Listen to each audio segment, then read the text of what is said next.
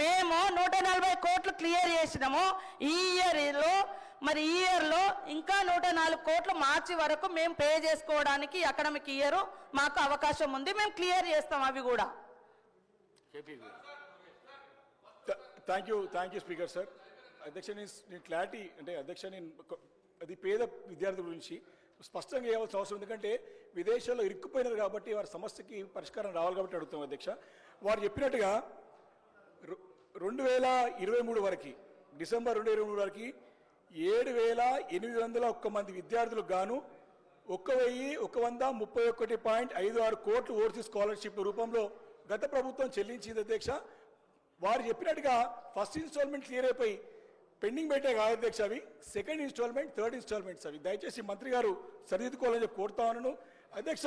దీంట్లో క్లియర్గా 104 కోట్ల రూపాయలు థర్డ్ ఇన్స్టాల్మెంట్ చెప్తారు, కానీ second installment, third installment pending ఉంది. ఈ సంవత్సరం అప్లికేషన్స్ క్లియర్ కాలేదు.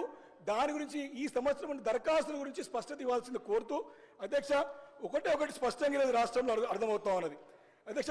దీంతో పాటు ఓవర్సీస్ స్కాలర్షిప్స్తో పాటు ఫీ రీంబర్స్మెంట్ కూడా దగ్గర పెండింగ్ ఉన్నాయి.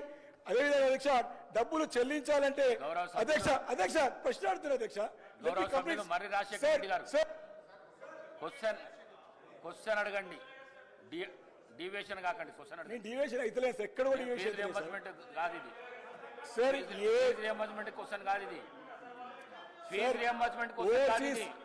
ఓవర్సీస్ స్కాలర్షిప్ గురించే మాట్లాడుతున్నాను అధ్యక్ష.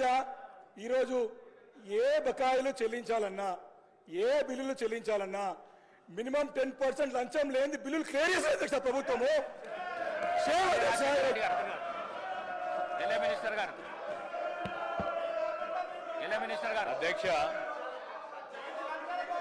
అధ్యక్ష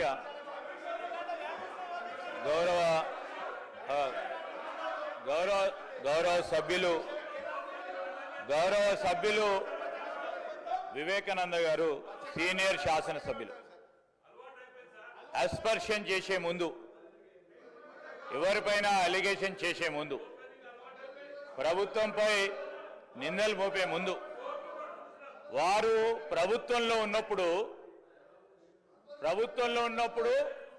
ఇప్పుడు వాళ్ళ డ్రెస్ చూసినాం అధ్యక్ష, వారు వేసుకున్న డ్రెస్సులు చూసినాం, సంతోషం. నిన్న కౌశిక్ రెడ్డి గారు అధ్యక్ష కౌశిక్ రెడ్డి గారు